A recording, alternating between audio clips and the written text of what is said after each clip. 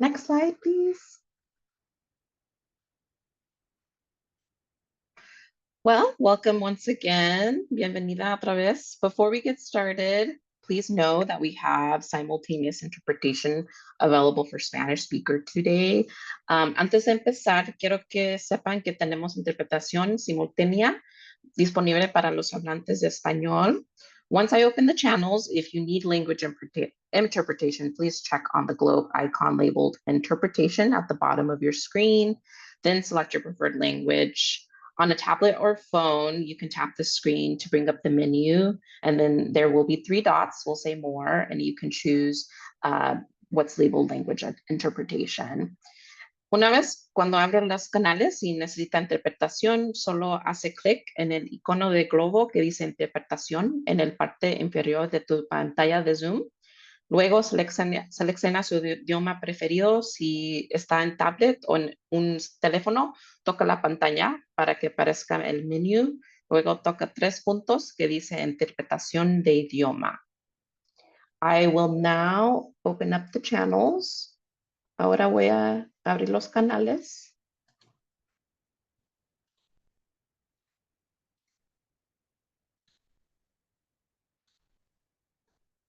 Choose your correct language and testing to see if our Spanish interpreters are good to go.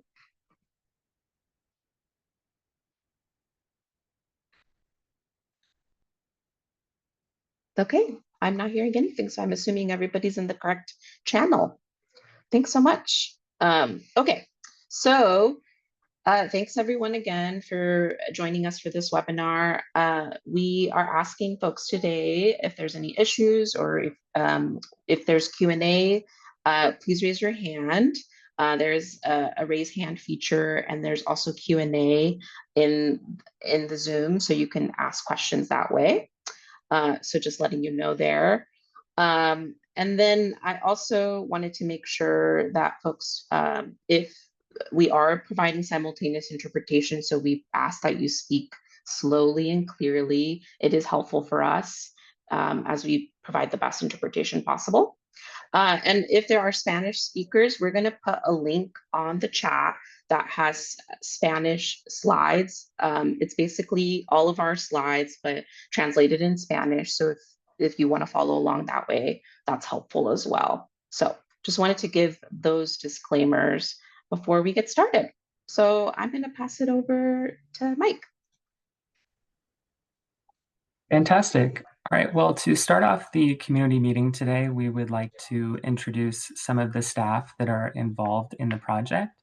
The organizations represented today are Washington County, the City of Hillsboro, and Project Homeless Connect. I can go ahead and begin with myself.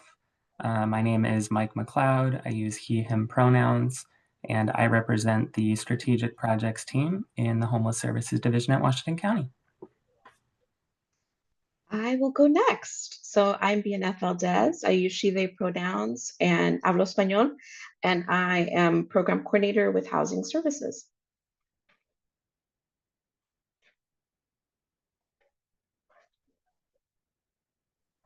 I can go next. I'm Jessie Adams. I work in homeless services at the county. I use she, her pronouns. I'm on the strategic projects team with Mike. I'm Elise Ruiz-Hum. I am the shelter program coordinator at Washington County in the Homeless Services Division. And I'm Emily Roots. I'm the public relations supervisor for the Department of Housing Services at Washington County.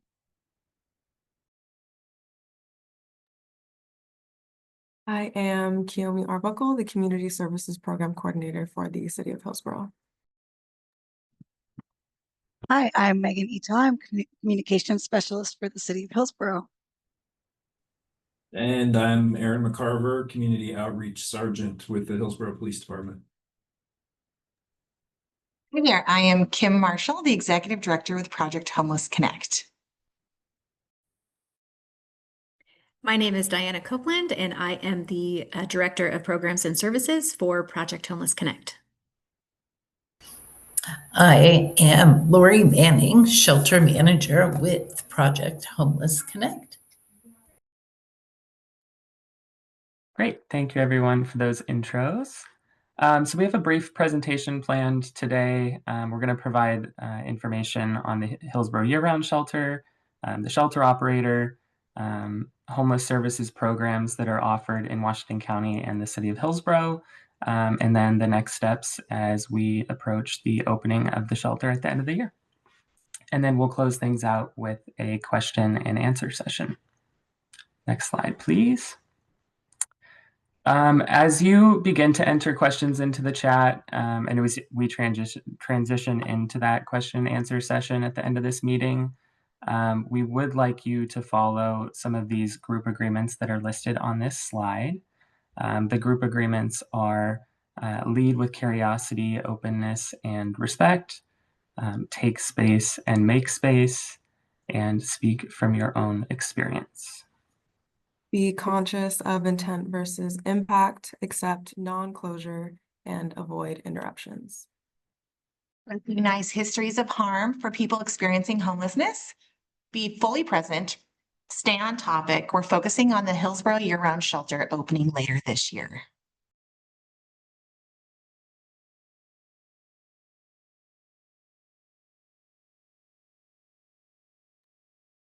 Next slide, please. Hi, everyone. I'm Jessie with the county, and I'm going to go through this slide really quick just to go over what we're achieving here today. The purpose of this meeting is to share overall information about shelter planning and implementation. We are focusing, as Kim said, on the Hillsboro shelter today, but we'll talk a little bit about the county's overall homeless response, as well as focusing on the City of Hillsboro's specific homelessness response. Then, of course, take any questions that y'all have. This is going to be posted online afterwards. So if you are watching this online after the live webinar, please feel free to submit any questions that you have, and they will be followed up with you. And then also, we really want to use this to start building a strong relationship between the neighborhood, the new service provider, Project Homeless Connect. You've got some introductions from their staff already, as well as the local government of the City of Hillsboro as well. This sentence does say the new service provider, Project Homeless Connect, but Project Homeless Connect has been operating in the county for a very long time at this point, and in Hillsboro specifically, they have had an access center since 2021. So they are not new to the homeless services world, but they are the new service provider being brought on to operate this specific shelter. So we're super excited to tell you all about it, as well as what else is going on in Washington County's homeless services response.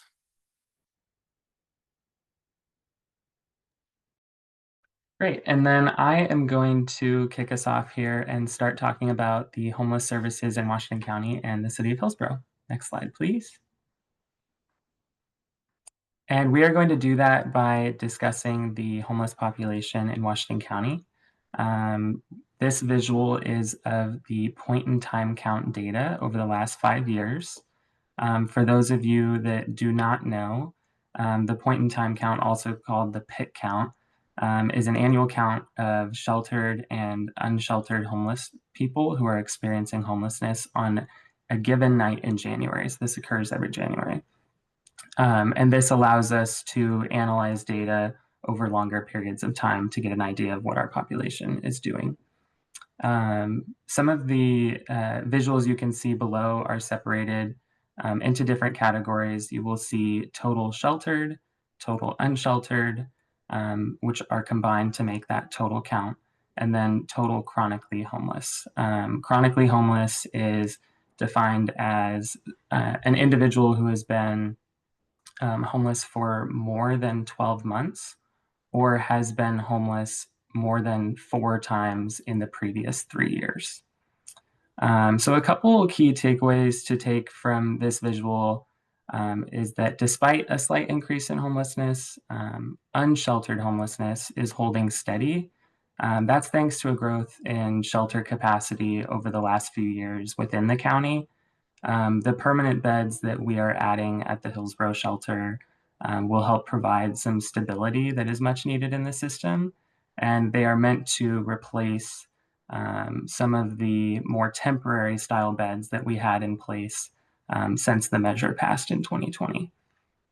And then the other takeaway that I wanted to point out was that that second bullet point, which is 65% of people who were counted in the 2023 point in time count have been housed. which is just a really massive achievement. Next slide, please.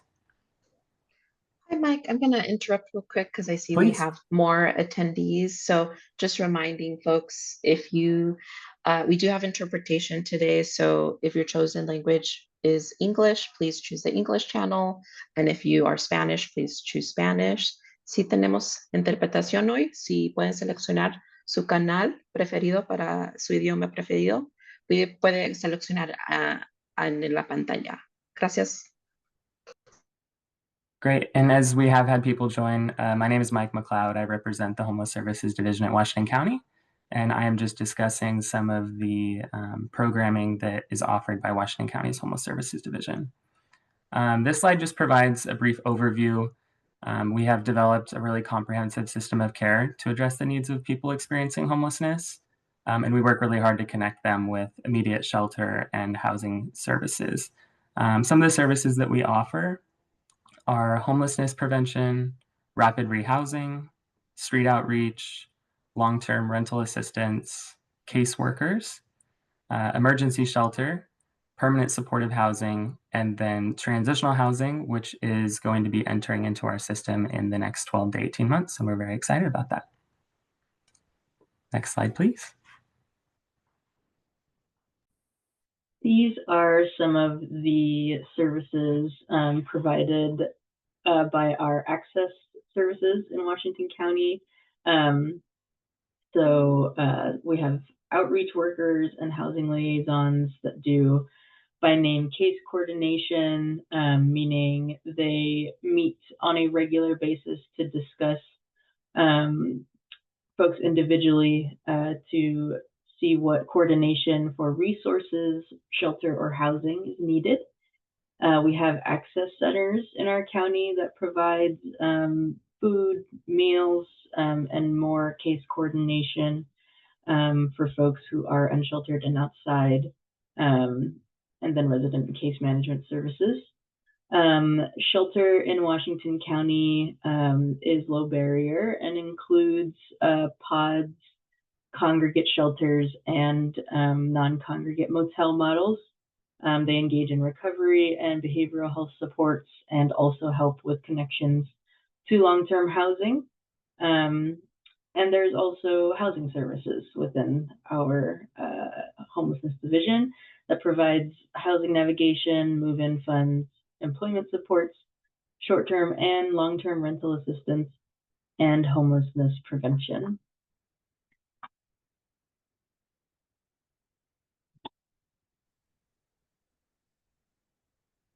I think we're ready for the next slide.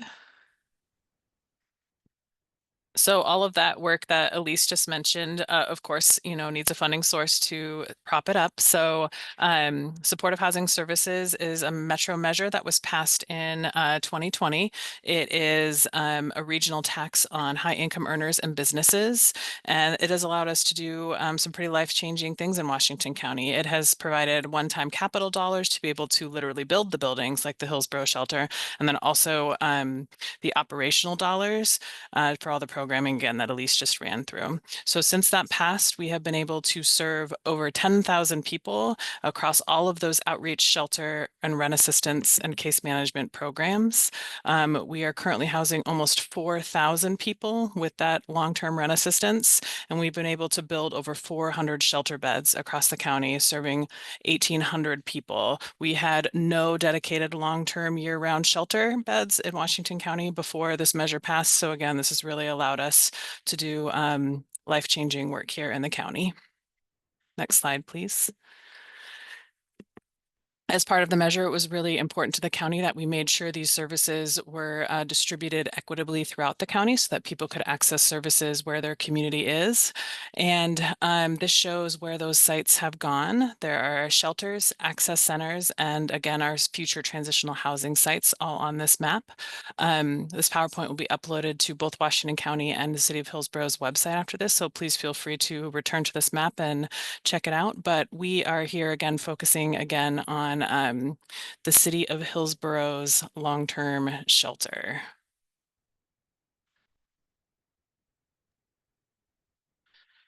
Thanks, Jessie. So hello again. As a reminder, my name is Kiyomi Arbuckle and I work for the city. I'd like to briefly share what our approach to houselessness looks like at the City of Hillsboro. So we continue to work collaboratively across departments with community partners on both short and long-term solutions.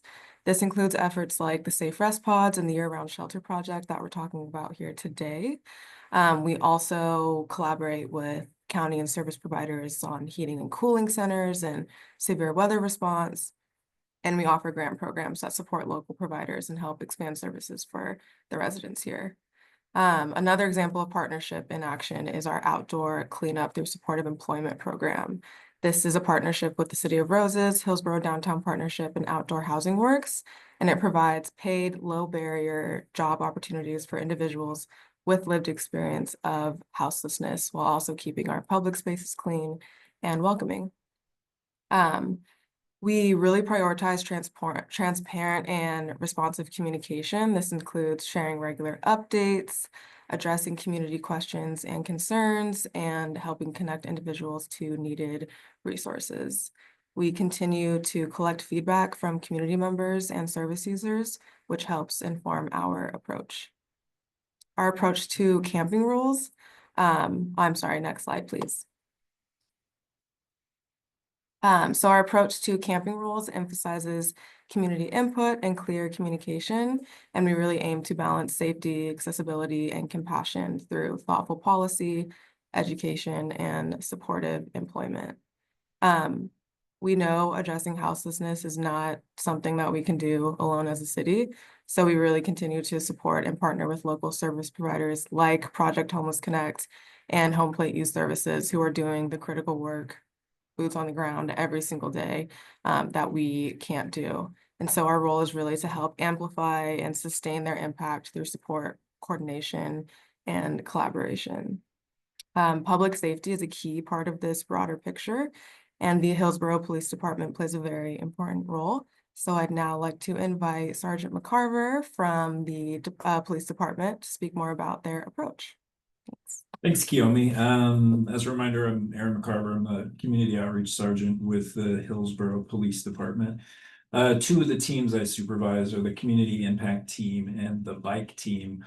Both of those teams primarily focus on education and outreach of camping ordinances. We primarily focus on education first. We do also include enforcement with our messaging, but our primary focus is to focus on education. We partner with various entities to refer folks to treatment. We have a really good working relationship with Project Homeless Connect, and we refer several folks to them pretty much daily. So that's primarily what our teams focus on. Thank you for that perspective. Now we'll be shifting gears back to the shelter and introduce the organization who will be running it. The shelter will be operated by Project Homeless Connect, who we have here today. Like Jesse said, this is a nonprofit with extensive experience in all things houselessness, outreach, housing navigation, shelter, and honestly, so much more. They were selected through a competitive request for proposals and led by the county in partnership with us here at the city. And so I'll hand it over to PHC to share more about their approach and what folks can expect at the shelter. Thank you. Kiyomi, we are honored to be here and part of this collaborative process. And as the program manager of this new shelter coming online in our continuum of care, it's a really key piece to the work that we're doing through that supportive housing services funding approved by voters through Metro. And we thank you. We thank you for that. Jesse said it has been life-changing. And we know that this shelter will continue to do life change for our homeless friends that are struggling in our community.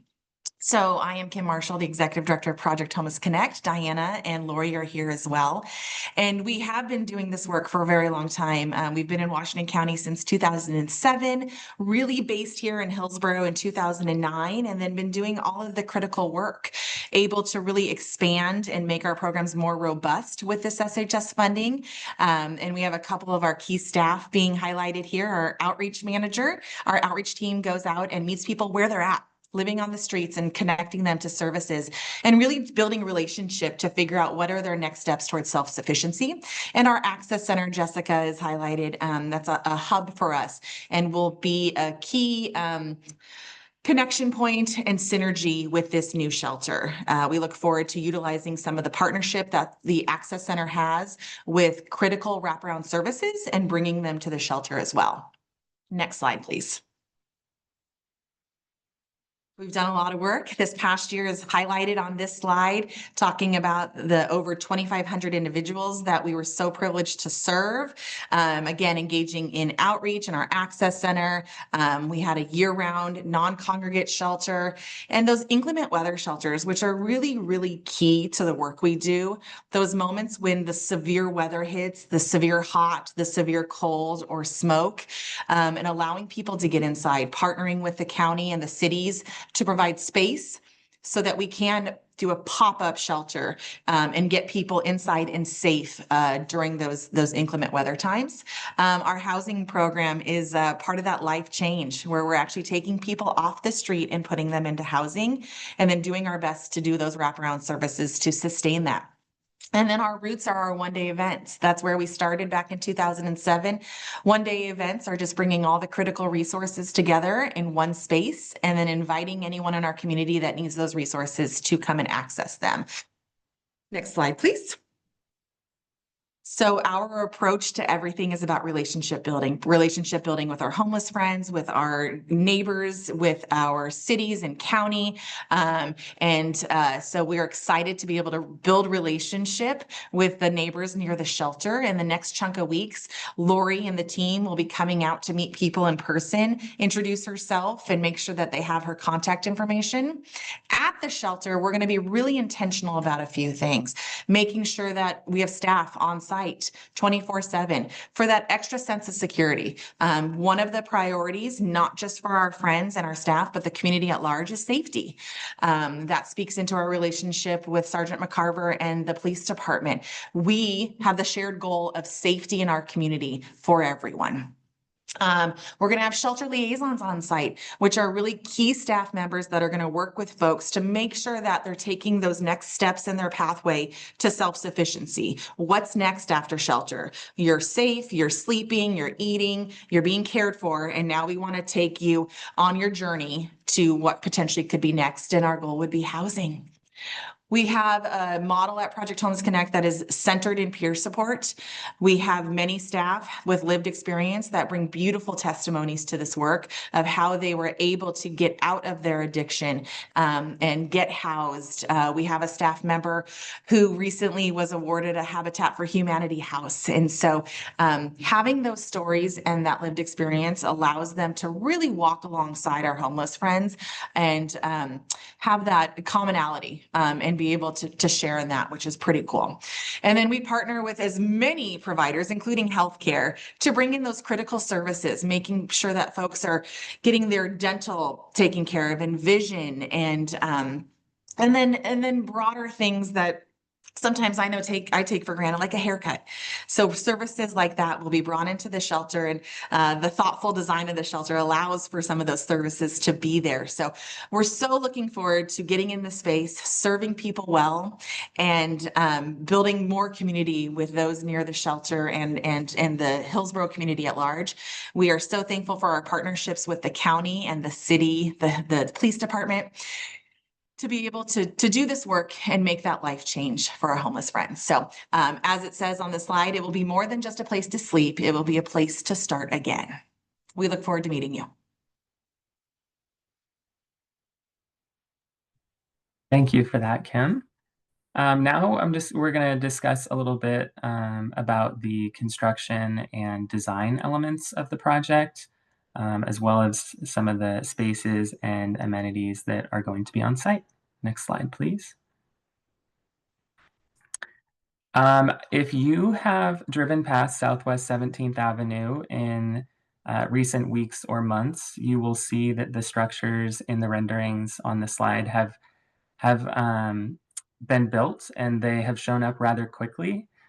We've been very fortunate to work with a We've been very fortunate to work with a construction and design team represented by Walsh Construction and Holst Architecture. They brought forward a very trauma-informed, intentional, accessible design. And seeing this project come to fruition and near completion has been really, really neat. This facility itself will be a slightly newer model for Washington County's shelter system. The reason that I say that is because it will offer both congregate beds and non-congregate beds. Congregate beds are more of like a shared living space. Those will be located in the larger building, as you can see in the rendering. And non-congregate beds are more like pods or individual style rooms. Pods sort of like you may have seen on this site in recent years. So that is going to be new for our shelter system and is very exciting. And then I just wanted to mention that this is going to be a 75-bed facility. There will be roughly 40 pods or individual rooms throughout the campus, and the large building will feature 35 congregate sleeping beds. Next slide, please.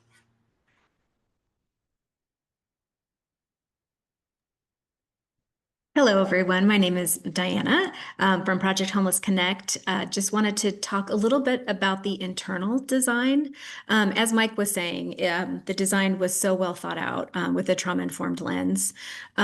Inside, you can see on the right there are going to be some individual sleeping pods where even in the congregate space, people will still have their own safe place to sleep and store their items. We will have a kitchen there where we will be serving nutrient-dense meals 3 times a day. We will have a laundry facility on site. We will have a spot for pets to be. We will also, at our one-day events, just a little note that we do offer veterinary care so that our homeless friends can also take care of their pets. And one thing that we love about this space as well, for our staff, there's a wonderful kind of separate break area where they will get to have some respite during their shifts, so that when they're on the floor, they're the best that, providing the best service that they can. So yeah, we're very excited to just see the space come to life, and yeah, looking forward to the end of the year when we can open.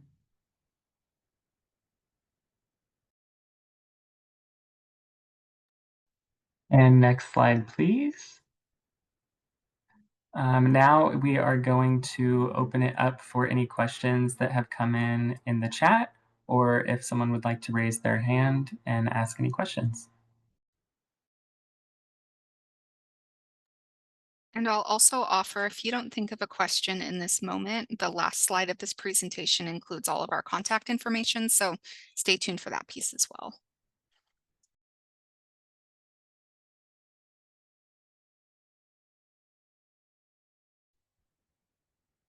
Well, I'm going to assume there are no questions in the chat at this time. Okay. Well, if any of those come up, please feel free to raise your hand or put those in the chat. With that, we will go ahead and move into the last slide here. And I'm just going to discuss what the next steps are as it relates to the project. So in September and October, Washington County, the city, and Project Homeless Connect will be engaging with neighbors who are in immediate proximity of the shelter. The intention of that engagement is to develop a neighborhood plan, which essentially is an agreement between all of the parties, neighbors included, on how we are going to coexist and support one another as we support our homeless friends. After that, we're looking at shelter opening. So as of right now, the shelter is slated to open and have residents before the end of the year. We're not exactly sure what that timeline is, but we will be open before 2026. We try to do feedback within 3 to 6 months of shelter opening, where we engage with neighbors to see how operations are going and if there are any adjustments we can make to our neighborhood plan, and just see once again how we continue to support one another. And then just to close things out, I will reiterate that this recording will be posted on the City of Hillsboro's Shelter Engage website. So if you want to refer back to any of the information that was shared, that is where you can find this recording. And then additionally, as mentioned, if you have any questions, we are more than happy to help answer those. We have 3 different contact emails listed on this slide. And whatever the question is, we will make sure that the right folks get that information to answer as quickly as possible. So with that, we really appreciate you all joining. We are very excited about this project. And once again, if you have any questions, don't hesitate to reach out. Thank you.